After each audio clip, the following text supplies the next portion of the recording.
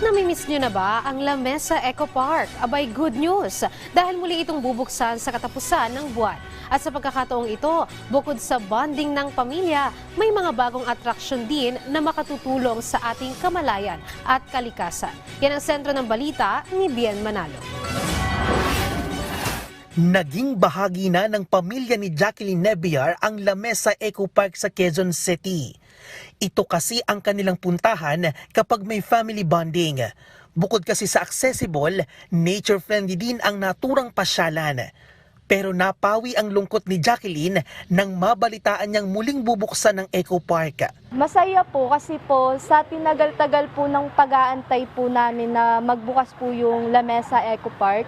Marami din pong taong gusto pong pumunta po dyan. Marami po kasing dumadaan dito, nagtatanong kung kailan po mag-o-open para po makapag-picnic, tapos jogging. Gaya ni Jacqueline, excited na rin si Hernando Diaz sa nakatakdang muling pagbubukas ng Eco Park. Malaking bagay aniya ito, lalo't higit sa mga tulad niyang malapit ng maging senior citizen na naghahanap ng mapaglilibangan. Unang-una, siyempre excited kasi malapit na yung pasyalan eh. Dati naman kami lagi dyan sa loob na Eco Park eh. Nung magsara, pinalungkot lalo nung itong summer ito, napakainit.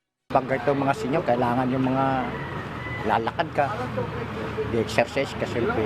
Eh dito polluted na masyadong Luzon. Itong Metro Manila, grabe ng pollution. Wala nang katulad ganyan na may mga kahoy-kahoy.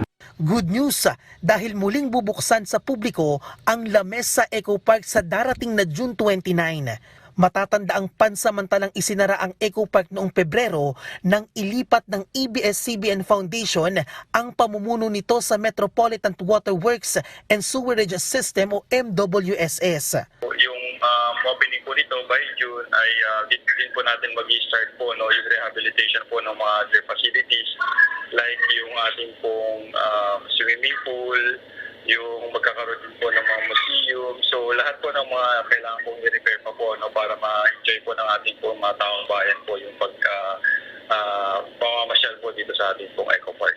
Itataon sa selebrasyon ng World's Environment Day ang reopening ng Eco Park.